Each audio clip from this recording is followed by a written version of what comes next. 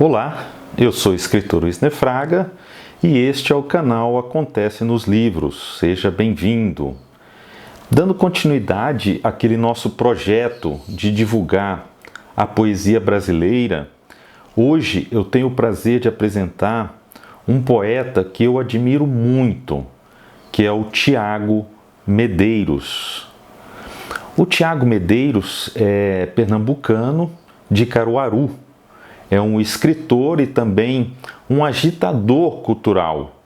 Ele idealizou o encontro literário Letras em Barro e também idealizou a oficina Levante Literário, que é uma oficina bem conhecida no meio.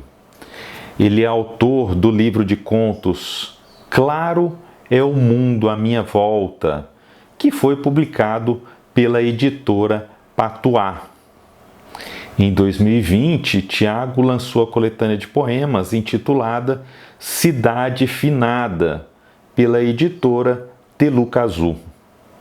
Organizou a antologia Nós que Aqui Estamos, Nordeste, pela editora caruaruense A Relique.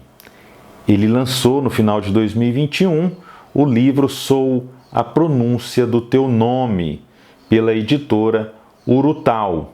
É um livro que eu recomendo que você procure. Ele morou no apartamento 101, mas já não está mais lá. Tiago escreve para não se esquecer de si mesmo. Com vocês, Tiago. Vai lá, Tiago. É com você.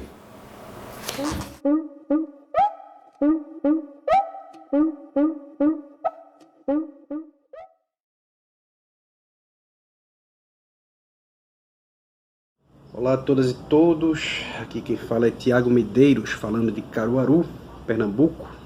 Sou escritor e agitador cultural aqui nessa cidade onde eu nasci, cresci, me enraizei, pretendo, quem sabe, um dia morrer e ser enterrado aqui também. E fui convidado pelo meu querido Wisner Fraga para falar um pouco sobre o meu projeto literário. Antes de começar, eu tenho 3 livros publicados. Tenho um livro de contos lançado pela Patuá em 2019, que é o Claro é o Mundo à Minha Volta. Em 2020 foi a vez do Cidade Finada, poemas, pela Telucazu. E o mais recente, que é o Sou a Pronúncia do Teu Nome, pela editora Urutau, saído agora em 2021. Projeto literário é uma pergunta interessante, porque, principalmente depois de 3 livros, 2 deles de poesia, eu costumo dizer que eu sou um poeta acidental, porque na realidade quando eu comecei, perdoem os gritos da vizinhança, isso aqui é rua, isso aqui é vida, mas quando eu comecei a escrever, que eu me propus a escrever, eu pretendia escrever prosa apenas, né? Então eu costumo dizer que eu sou um poeta acidental. Eu comecei a perceber que algumas anotações minhas que eu fazia pensando para se utilizar em alguma narrativa, pensando para se utilizar em prosa, no final das contas se fechavam nelas mesmas. Então veio calhar que eu chamasse aquele arranjado ali, fechado, que tinha sido pensado para uma prosa, para poesia. E desde quando eu lancei o Claro ao Mundo, à Minha Volta, eu acho interessante como algumas pessoas costumam apontar o meu trabalho narrativo como a ideia de uma prosa poética. E na realidade eu particularmente não enxergo, não penso dessa forma quando eu vou escrever. Eu não penso numa categoria em que vá encaixar de alguma forma epistemológica talvez o meu trabalho, né? Então eu penso mais na questão estética mesmo. Mas o que as pessoas enxergam como esse lirismo, que se aproxima a uma prosa poética, na realidade eu enxergo uma espécie de tradição da literatura feita em Pernambuco. Eu tenho me aproximado muito de artistas, de escritores e escritoras do Nordeste, que ainda residem no Nordeste, que fazem a sua arte a partir do Nordeste, vivendo no Nordeste, sem provocar aquela espécie de êxodo cultural que existia há muito tempo, de pessoas que queriam viver de arte, sobreviver de literatura, que se viam forçadas por N motivos a tentar buscar os grandes centros culturais, né? Seja o eixo sul-sudeste, seja a ideia das capitais mesmo dentro dos seus estados, eu começo a perceber que há certas peculiaridades das vozes do Nordeste, né? Algumas características que demarcam bem, por exemplo, o que é feito pela cena cearense, o que é feito pela cena pernambucana, o que é feita pela cena do norte rio-grandense. Então essas características vão se passando, e uma característica que eu acho que é o que influencia a minha obra, a minha forma de fazer, não apenas a minha, mas de muitos escritores e escritoras contemporâneos e contemporâneas daqui de Pernambuco, como por exemplo a Luna Vitrolira, o Jorge Filó, a Bia Menezes, o próprio Mário Rodrigues, o Raimundo Carreiro, é uma questão de oralidade. Eu acho que por uma questão de influências N da forma que a arte pernambucana é feita, principalmente em música, né? Por exemplo, no coco, na ciranda, o próprio forró, há uma marca de oralidade, uma busca por um ritmo muito grande. Então, todas essas obras, sejam prosa ou seja poesia, elas têm uma demarcação oral muito grande. Eu costumo dizer que as narrativas pernambucanas, seja na prosa, seja na poesia, elas são narrativas feitas para se falar em voz alta. É um pouco diferente do que acontece no Rio Grande do Norte, que eu digo que tem uma certa oralidade, mas eu brinco que é uma oralidade de uma voz mais baixa, de uma voz mais suave. Isso é muito constante no trabalho da Yara Carvalho, da Adélia Daniele, do meu xará, Tiago Medeiros também. E é um pouco diferente da cena cearense, por exemplo, que no Ceará, eu discuto muito isso com o Maius Furtado, por exemplo. A gente percebe que a cena cearense de literatura, de arte de uma forma geral, é uma cena em que tenta pegar a arte erudita e transformá-la em algo popular. Enquanto em Pernambuco a gente faz um movimento inverso, a gente pega o popular e eleva a condição de erudito. Isso é uma marca grande e forte dessa maior prova, é o próprio movimento armorial, por exemplo. Então eu acho que, de certa forma, eu herdo, né, esse quesito oral, de oralidade da cultura pernambucana de uma forma em geral. A minha preocupação maior, seja numa prosa, seja num poema, ela é muito mais rítmica, muito mais pensando no ritmo que eu quero dar, e a partir disso se construir uma estética, né, gráfica, né, das letras realmente grafadas ali. Então, porque eu acho que essa oralidade ela tem que constar, é algo inclusive que eu passo muito para os meus alunos de oficina, quando eu tenho condições de estar fazendo oficina. Mas eu digo sempre que o ritmo oral que você quer dar por isso a importância de você ler sempre seus textos em voz alta, para você perceber o ritmo que está sendo marcado ali, ele tem que estar marcado graficamente. Então, influências que eu recebo, para além dessa influência oral, obviamente eu recebo, eu não diria bem influência, mas há autores e autoras que quando eu leio eu tenho vontade de escrever, né? Então isso acontece muito, por exemplo, com Raimundo Carreiro, que é inegável, que acima de tudo, além do meu grande amigo, é meu grande mestre. Frequentei por 3 anos a oficina literária dele, antes de lançar o primeiro livro, inclusive.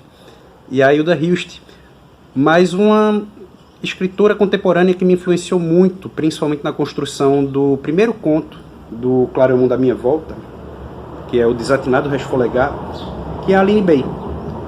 A Aline Bay, quando lançou O Peso do Pássaro Morto, que tem saiu toda aquela discussão que eu achava interessante sobre se o Peso do Pássaro Morto era um romance, se ele era um poema, né? Tudo por conta de uma estratégia estética que ela tem, meio, não saberia dizer a palavra exata, mas é como se fosse uma verticalização da prosa, né? Então acaba por influenciar esteticamente minhas opções dentro do Claro é o Mundo à Minha Volta.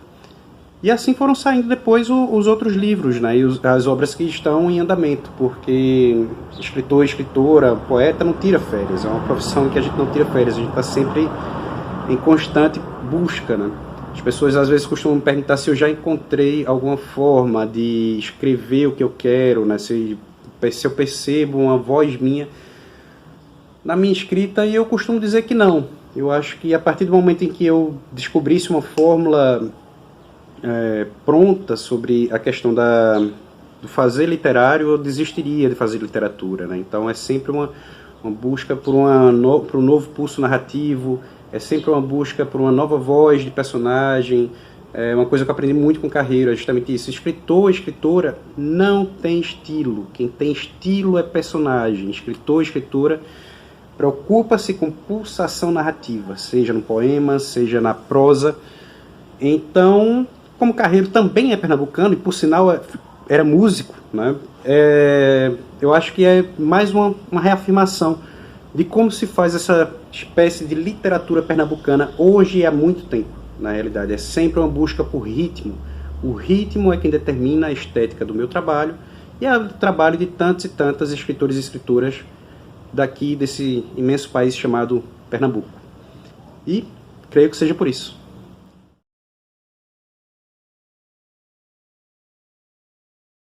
Esse poema ainda não foi publicado, mas eu acho que ele traz bem essa marca da oralidade, né, dessa tradição pernambucana, na qual eu me identifico, né?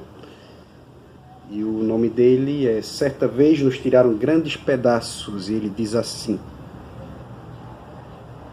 Dizem, de certa minha tia-avó, ser uma mulher azeda, sem linhagem, sem amores, voz de lixa. Minha bisavó, aquela que rezava tantos e tantas até que murchassem os galhos de arruda, eu mesmo, tantas vezes afastado de quebranto e olhado sob as rezas de sua boca em carne mole e ausente de dentes, certa vez notou que a mulher azeda, dizem que já foi uma menina e teria sido nessa época, não comia toda a comida do prato e as sobras não iam ao lixo. Decidiu se esconder. A mulher, que ainda não era azeda, mas uma menina, e diziam ser minha tia-avó, punha as sobras na barra da saia e sumia no quarto. Afastava a cama, abria uma caixa. Não sei do que eram as caixas naquele tempo, papelão, madeira, porcelana, ágata, zinco, mas caixas sempre foram esconderijos para maiores pequenos amores. Minha bisavó, que desde sempre rezava agarrada em galhos de arruda, afastando quebrantos, doenças, mazelas, olhados, viu a filha, que ainda não era azeda, nem minha tia-avó, talvez apenas menina, alimentar um filhote de rato, com a comida que preparava todos os dias. Com a comida que mandava para meu bisavô todos os dias, enquanto ele mutilava pedaços de terra com enxadas, para então fecundá-la em sementes que não eram as dele. Estranha orgia de metal, de homem, de planta, de terra, com a comida que cozinhava para as 4 crias todos os dias, desde que parou de amamentar. Quando rezava, minha bisavó falava de São Miguel Arcanjo, aquele homem de saias agarrado a uma espada e balança enquanto pisa o rosto de Satanás, que protegia o menino Jesus na manjedoura. Quando rezava, minha bisavó falava de São João do Carneirinho, eternamente menino agarrado à lã dos cordeiros. Quando rezava, minha bisavó falava de Lúcia, Jacinta e Francisco, tão puros, anunciando as palavras de Nossa Senhora de Fátima. Quando viu o rato ainda filhote, alimentado, amado e até acariciado pela menina que não sabia que seria azeda, minha bisavó disse coisas mais ou menos assim: desgraçada, miserável, louca, imprestável, sua herege, dando comida de cristão a um bicho horrendo. Não respeita o meu suor, não respeita o teu batismo. Então minha bisavó obrigou a filha, que não era minha tia-avó e não sabia nada sobre azedumes, a jogar o filhote de rato no galinheiro. Às vezes, penso em Deus. Me pergunto se ele se compadeceu do filho, açoitado, cuspido, crucificado, toda aquela história contada por Mel Gibson, você com certeza lembra. Se chorou, se lamentou, se houve luto, deve ser traumático perder um filho assim. Mas estamos falando de Deus, não sei se a ele cabem lágrimas e dores e gemidos e manhas e lutos, mas se sentiu algo,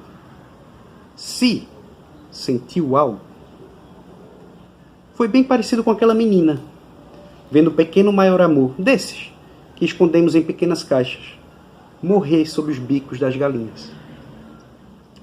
Dizem, de certa minha tia-avó, ser uma mulher azeda, e certa vez nos tiraram grandes pedaços.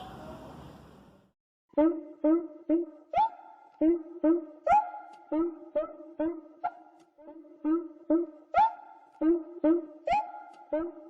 you.